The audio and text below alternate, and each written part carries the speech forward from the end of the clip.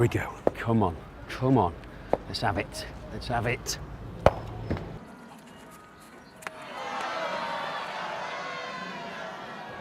Not out. Third slip. Your third party has dropped the ball. It could have been so different. Rewind.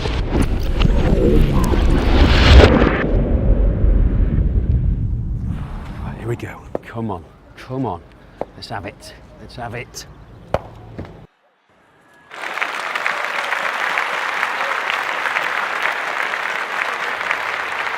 Out.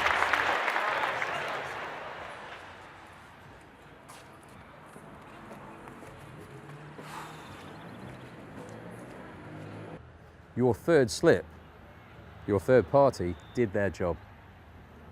You're on the winning team. Come and join me and the rest of the winning team at tonight's event. It's the 11th GRC Supper Club in the last 3 years, and we're here at the Kia Oval.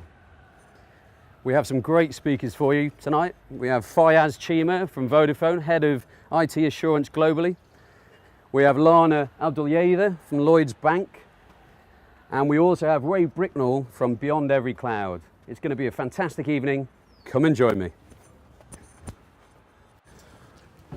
We're here in the Montpellier Club for tonight's event, and I forgot to mention, it's Chattermouse rule. So we're not going to be telling a dicky bird. Hello, and welcome to the Supper Club. With your MC for the evening, Dickie Bird. We have on the line the first chapter from Amsterdam. This is our Dutch GRC Supper Club tonight. So without further ado, I would like to introduce our three speakers for the evening. And before I do that, I just wanted to mention, if you haven't been before, the structure is we will have a speaker, then we'll have a starter, then we'll have another speaker, then a main course, then another speaker, and then we'll have dessert. And the aim of those speakers is to drive conversation throughout the course that follows, and hopefully generate a few questions for you all to learn from each other, people that have been through specific things around third-party projects. Danny Burgess is our illustrator. So anyone that wasn't at the last event, Danny illustrates what we talk about, so none of us have to take minutes. As I mentioned, we've got three speakers. We have Ray Bricknell here, who's to my right, and he is from the MD from Behind Every Cloud. He's got 37 years of experience spanning operational level and specialized infrastructure. He has spent the last 10 years focused on UK alternative finance space. Recent focus has been on the commercial implications of outsourcing, managed services, and the cloud, assisting London financial firms to quantitatively differentiate between providers based on the underlying quality of their offerings. We also have Lana Abdulyeva to my left here on the table here, who is, am I allowed to say, Lloyds Bank? And also a non-executive member of the MLROs.com, of which David is in the room over there, who runs the MLROs.com. Lana is a mathematician by training and has been in banking and financial services since 1997. So she's still only 25. And works in open banking and PSD2. Prior to Lloyds Banking Group, she worked for Experian, where she led the development of data-driven client solutions. We also have, hopefully, Fayaz Chima, who will be joining us, who is the Global Head of IT Assurance and Cybersecurity for Vodafone. So hopefully we'll be able to generate some interesting topics across the evening. And I believe I'm going to hand over to you, Ray, if that's okay. So please welcome Ray Bricknell to the stand. Thank you very much. I'm here all night. What a great place for an Aussie. I'm surprised I'm even allowed in. But the way things are going for us in cricket at the moment, it's probably just so you can all take the mick out of us. But my goal tonight, in terms of stimulating your conversations, is to try and get you thinking about the implications of particularly IT vendor selection and how you go about mitigating risk when you're looking at particularly outsourcing and private cloud, but also how that changes and how substantially that changes when you move into what I call public cloud. I often say, when was the last time you walked down to your internal IT department and you said, how many servers are we running? And they said, we're not telling you. And you said, okay, and how do you manage high availability to make sure that stuff doesn't fail? And they said, well, we're not telling you. Yeah. So transparency is the number one thing when you're outsourcing to a model where you are putting all your eggs in somebody else's basket. Okay. And that if there's one new risk in the cloud model, it's that you no longer have complete control of that cost model. Okay. £400 million vendor went broke overnight in the UK about 4 years ago. I was doing some consulting to Blue Bay Asset Management at the time, 60 billion AUM fund. They got a letter on the Friday saying, give us £10,000 now or your service that you buy from us is turned off, okay, from the liquidator, right? So that's real and that can happen. And so a lot of the risks around governance and risk management in IT service provision are actually more commercial. The thing that I think fundamentally changes about public cloud, the first thing you'll observe is you can't do due diligence on Microsoft Azure or Amazon Web Services. I also happen to talk to specific niche data providers who could tell me a little bit more about business population of UK, perhaps some hidden risk of the trading activities or hidden risk of ownership or related parties. And I would like to buy that data source. And then GDPR comes to place. How that data got collected? Is there consent to use? Is that legitimate? Can I only sell it to financial services firms who are regulated and therefore it's legitimate interest to do the compliance for KYC? Or that could extend to telcos because those telcos have chosen to be a good citizenship and do a high due diligence for their customers, not to allow any sanction prohibited or any potential high-risk money launderer to use their services.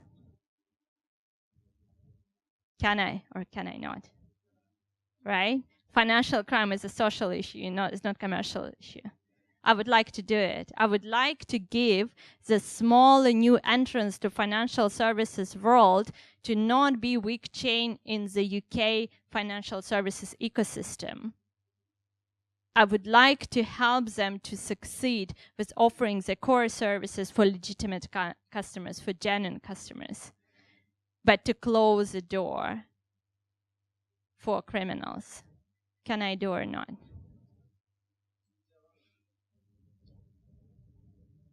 It is very gray area.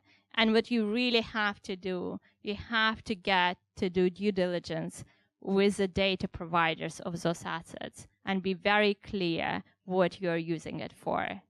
And by no way you can then resell that data assets to do any marketing or any product offering on behalf of your clients.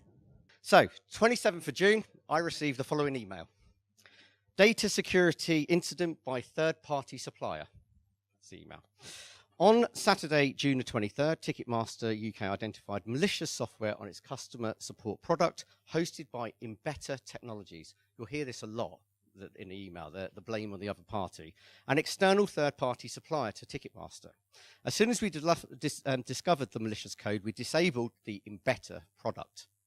As a result of Imbetter's product running on the Ticketmaster website, some of our customers' personal and payment information, okay, we'll explore that in a minute, may have been accessed by an unknown third party. We contacted you because you purchased or attempted to purchase tickets between bloody blah, and you may have been infected by Imbetter's incident. Forensic teams and security experts are working around the clock. Oh, this sounds quite serious now, doesn't it? Round the clock, right? And to understand how the data was compromised. We're working with the Information Commission Officer, as well as credit card companies, banks, and relevant authorities. So that's a real-life example. A follow-on. This is day before yesterday. This is my daughter on WhatsApp. Dad, is this dodgy? So the things that came into my mind when I read that was, did I give consent to this third party to access my data? Yeah, who is this Imbetter? I'm sure I didn't interact with them. How's the third party got my payment details potentially? Yeah, I hope they've encrypted my credit card. So these are thoughts going through my mind from Ticketmaster. I I hope they've hashed my passwords, because I don't know what, it sounds quite serious. And what encryption levels do they have across their organization? So then what I looked at was Inbetter. Who is this Inbetter organization? Interestingly, and you can Google it, there's hardly anything about their data breach. Yeah, there's nothing, yeah, in news terms across the instance about them having a data breach. Right? So I found an article in The Guardian, which basically says, so Inbetter basically put a chat bot, and what they do is they put a bot and do analytics on a bot on websites to basically look at behavioral aspects of how people are kind of like using websites, and they're a supplier to Ticketmaster. So in this website, Inbetter basically say, in The Guardian, they basically say, we developed some custom Java codes and scripts for Ticketmaster, and there was a specific Java script that they asked us to do. If we'd known they were going to put it onto a payment site, we would have advised them not to do that, because there would be security breaches. So overall, I would kind of like finish by saying there's technical stuff that our organizations need to do to stay on top of their suppliers, but there's also kind of like an awareness and culture as well. So, how do we instill in our suppliers the culture of, we're going to be kind of like ongoing monitoring you in terms of the effectiveness of your cybersecurity controls. We're going to be running we're going to have the right to audit, and we are actually going to go off and do pen tests of your environments. So they get the expectation from a security perspective that they need to be on top of their environment in order to do business with us. The stumps are up. The stumps are up. We're all out. We're all out. But thank you very much. Thank you very much.